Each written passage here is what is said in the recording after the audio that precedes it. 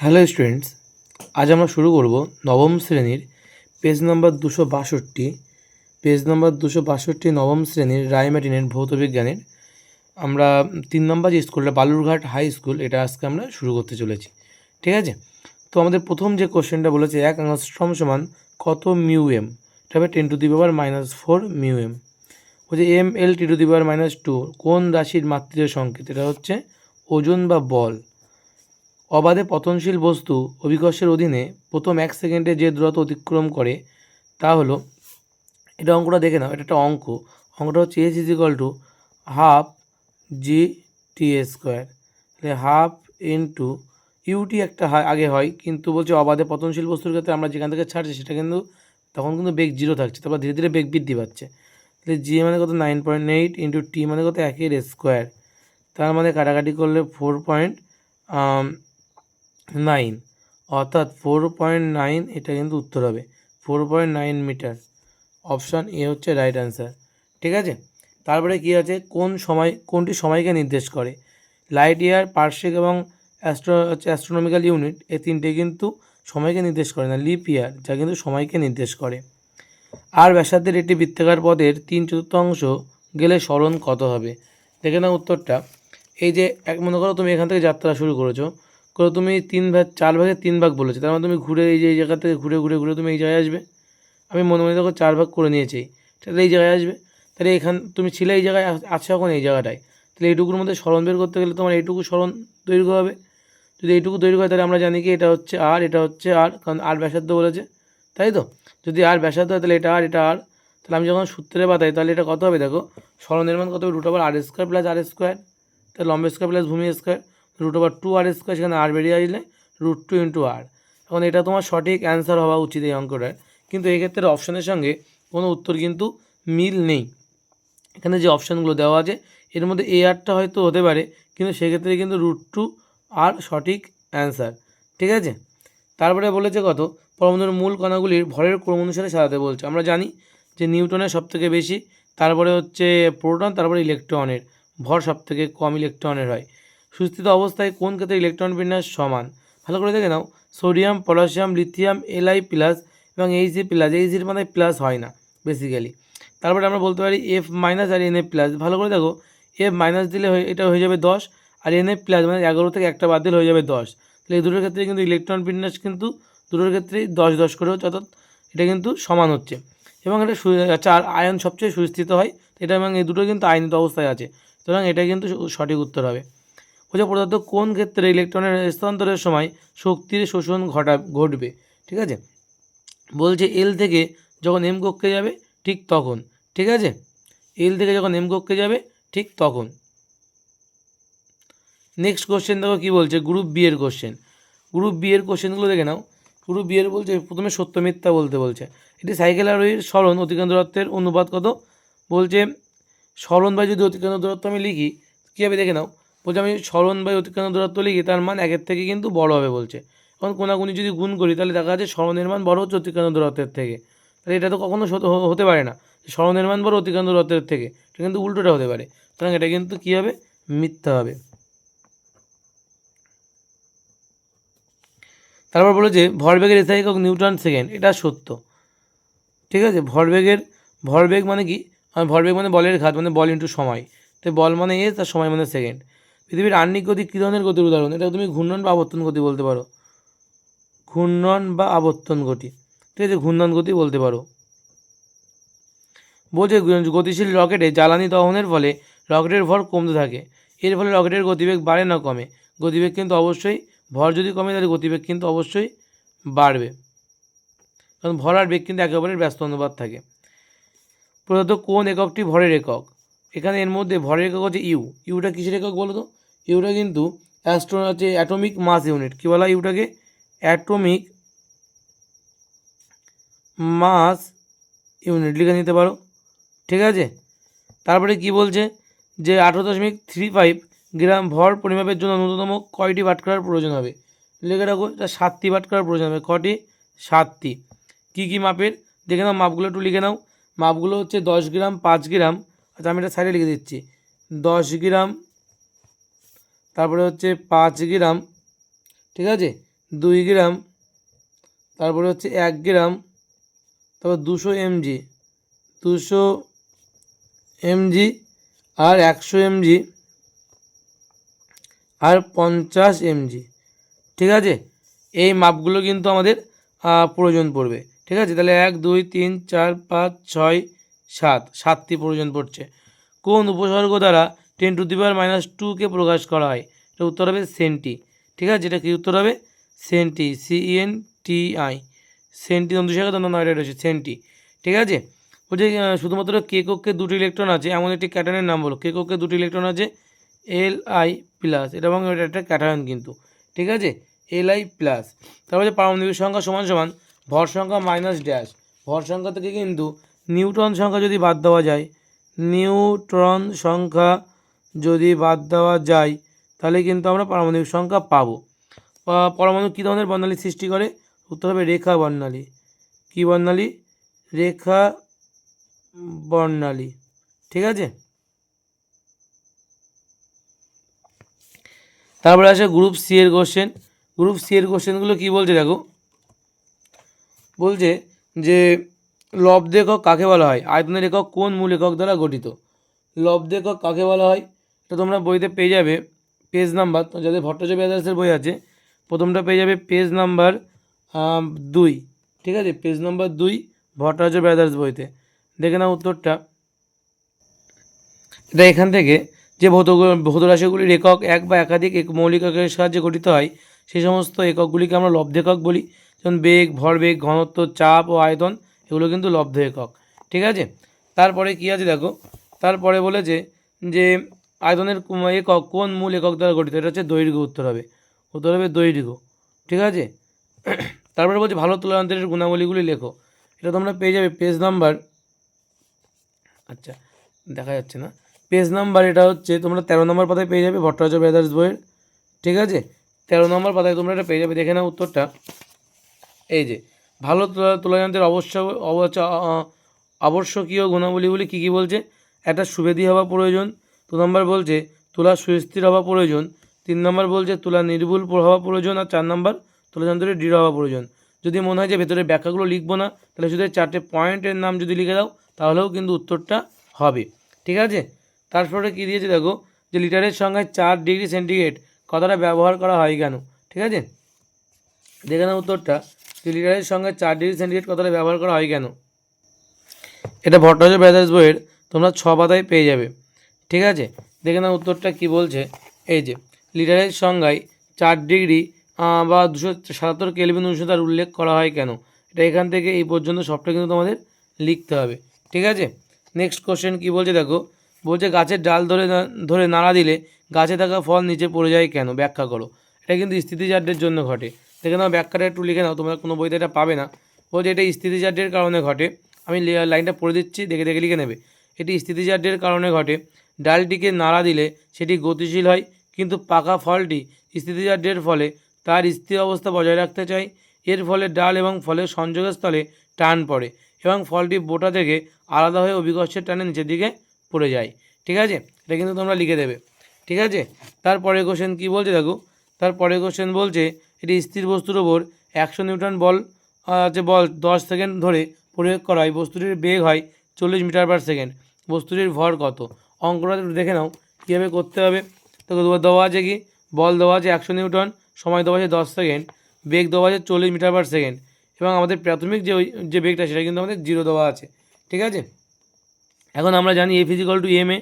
এখন m এর জায়গায় m রাখলাম, আর এর জায়গায় v - u/t লিখতে পারি, কারণ a মানে ত্বরণ, আর ত্বরণ মানে বেগের পরিবর্তন বাই সময়। এখন যদি আমরা f এর জায়গায় f এর মান কত 100 বলা আছে, m এর জায়গায় বলা আছে m এর মানটা জানা নেই, ইন্টু v মানে 40, u মানে 0/10। তাহলে এখানে m এর মান বের করতে গেলে 40/10, যেটা 40 থেকে 0 বাদ দিলে তো 40ই হবে। এই 40/10 যেটা সেটা এই পাশে পাঠালে সেটা কিন্তু উল্টে যাবে, তাহলে m পড়ে থাকবে এই পাশে।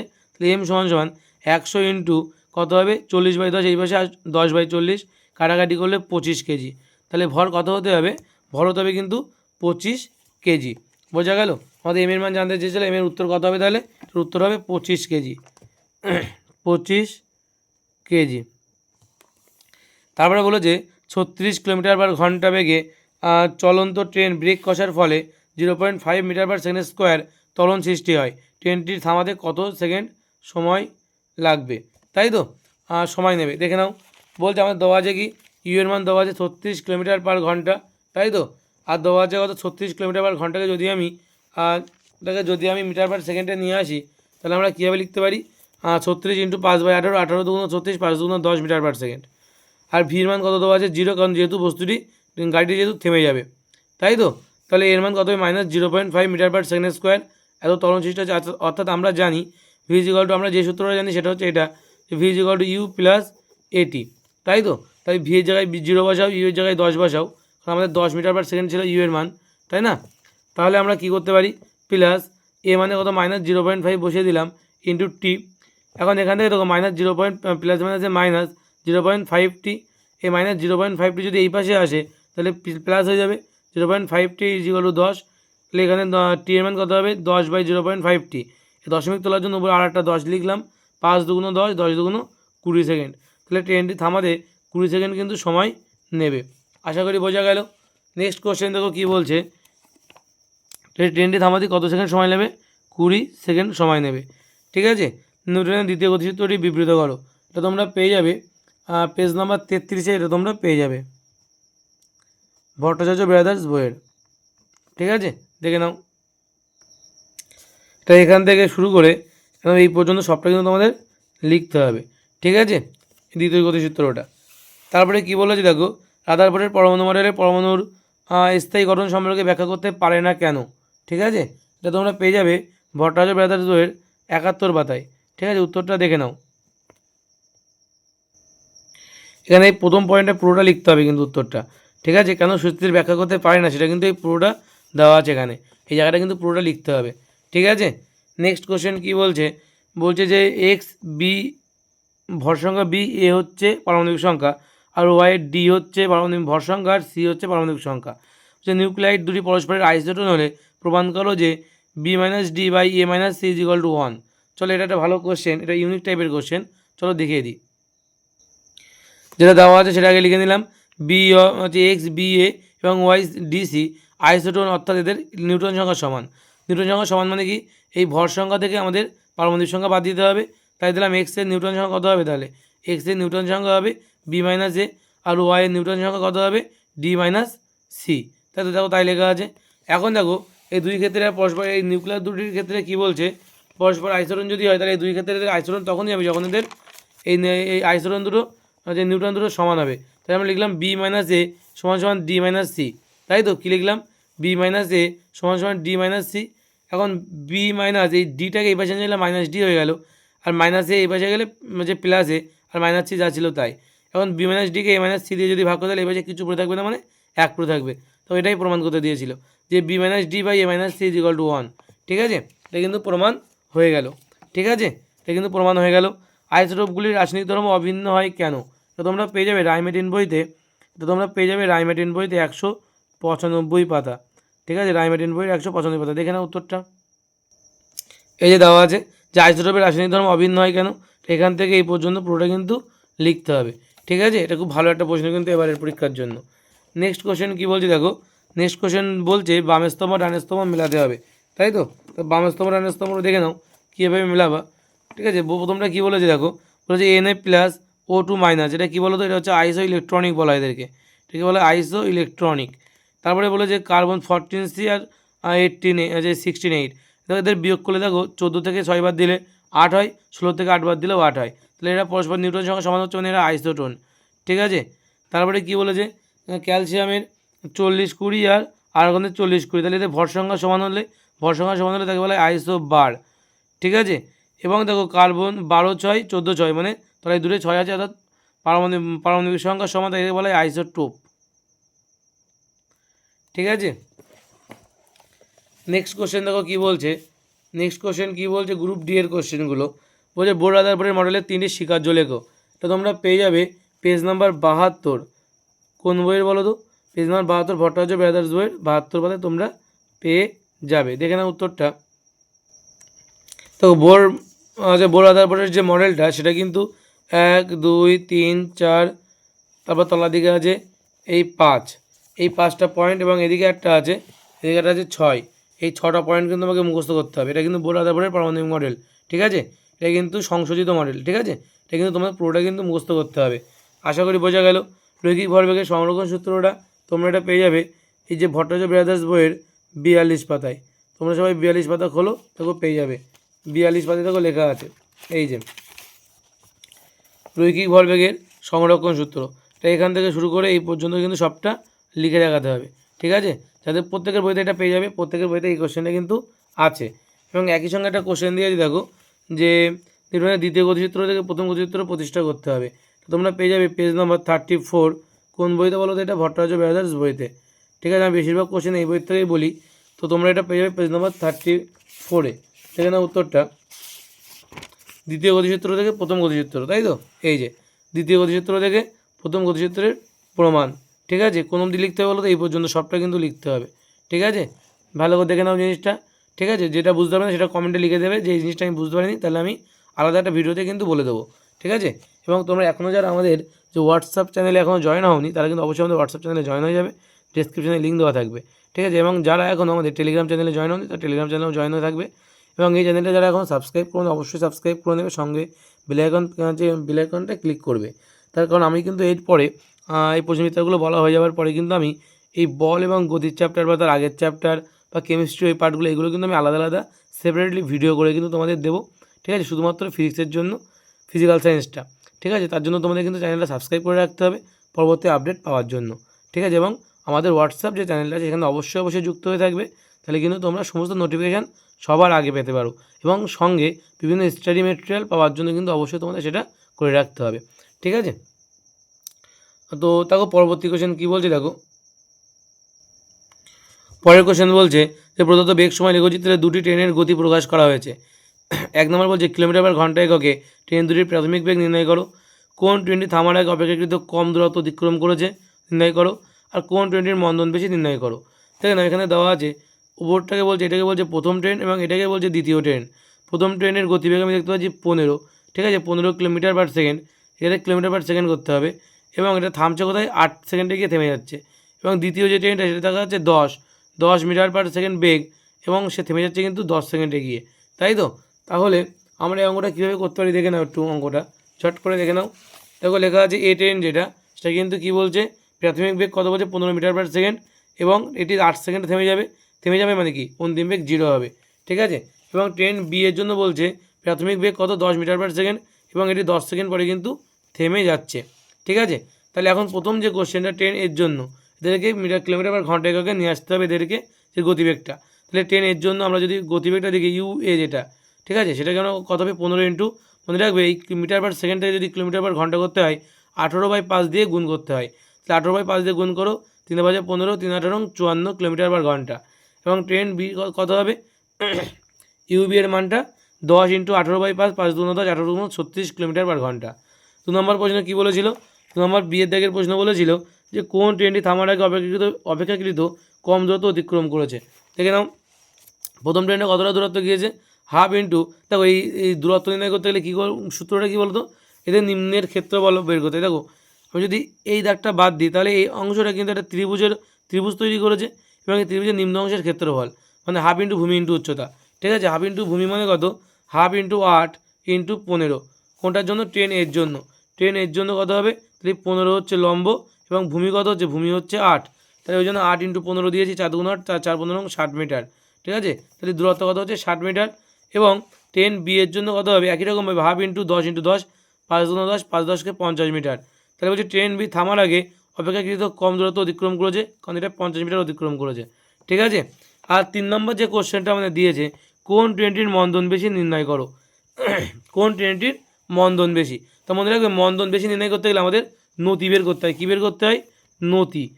কী বের করতে হয়? নতি, ঠিক আছে? তো দেখেন আমরা নতি যখন বের করব তখন আমরা কীভাবে করব?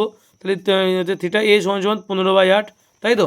নতি বের করতে গেলে আমাদের লম্ব বাই ভূমি করতে হয়, তাই তো? তাহলে লম্ব 15 আর ভূমি 8, 15/8 ভাগ করলে 1.875 মিটার/সেকেন্ড স্কোয়ার। এবং বলছে আর ট্রেন বি এর মান যদি দেখি আমরা, তার তার ত্বরণের মান যদি দেখি আমরা, তাহলে 10/10 মানে 1 মিটার/সেকেন্ড। তাহলে ট্রেন এর ক্ষেত্রে মন্দন কিন্তু বেশি, ত্বরণ এটা হলো মন্দন, এই দুটো মন্দন কিন্তু 10, এর ক্ষেত্রে কিন্তু মন্দন বেশি হচ্ছে। এবং লাস্ট কোশ্চেন কী বলছে, এটি সাধারণ তুলা যন্ত্র এবং একটি মাপনী চোঙের সাহায্যে কীভাবে জলে অদ্রাব্য একটি অনিয়মিতাকার পাথরখণ্ডের ঘনত্ব নির্ণয় করবে। ঠিক দেখে নাও, এটা তোমরা পেয়ে যাবে তোমাদের রায়মেডিন যে বইটা আছে সেই রায়মেডিন বইয়ের 29 পাতায় কিন্তু এটা তোমরা পেয়ে যাবে। দেখে নাও উত্তরটা কী বলছে। এই যে সাধারণ তুলাযন্ত্র এবং মাপনী, এই প্রথম কোশ্চেনটা দেখিয়ে দিই আগে। 1 নম্বর যে কোশ্চেন, সাধারণ তুলাযন্ত্র এবং মাপনী চোঙের সাহায্যে একটি অনিয়মিত আকারের কঠিন বস্তুর ঘনত্ব কীভাবে নির্ণয় করা যায়। খুব ইম্পর্টেন্ট একটা প্রশ্ন কিন্তু এটা। তো উত্তরটা দেখে নাও। এই যে সাধারণ তুলাযন্ত্র এবং মাপনী চোঙের সাহায্যে কোনো অসম আকৃতির কঠিন বস্তুর ঘনত্ব নির্ণয় করতে গেলে 1, 2, 3টে স্টেপ, ঠিক আছে, 4টে স্টেপ নিচের দিকে দেখো আছে 4 নম্বরের স্টেপ করে এখান থেকে অবধি সবটা কিন্তু লিখতে হবে, ঠিক আছে। আর সঙ্গে আরও একটু আছে, পিছনের পাতায় দেখো ডেড লাইন আছে, এই পর্যন্ত সবটা কিন্তু তোমাদের লিখে দেখাতে হবে, ঠিক আছে। তো এটাই ছিল আমাদের উত্তর এবং এটাই ছিল আমাদের 3 নম্বর স্কুল। তো এখনও পর্যন্ত তোমরা যারা এখন ভিডিওটা লাইক, শেয়ার এবং সাবস্ক্রাইব করো না অবশ্যই করে দিও এবং পরবর্তী সমস্ত স্কুলগুলো পাওয়ার জন্য অবশ্যই আমাদের কমেন্ট করে জানাবে, ঠিক আছে। তোমাদের কোন কোন জায়গাগুলো অসুবিধা হচ্ছে সেটা কিন্তু কমেন্টে জানাবে, ঠিক আছে। নেক্সট দিন আমরা দেখবো বোলপুর গার্লস হাই স্কুল, সেটা নেক্সট দিন আমরা দেখে নেবো। এবার থেকে পরপর প্রত্যেকদিন একটা করে ভিডিও চলে আসবে, কোনো চাপ নিতে হবে না, ঠিক আছে।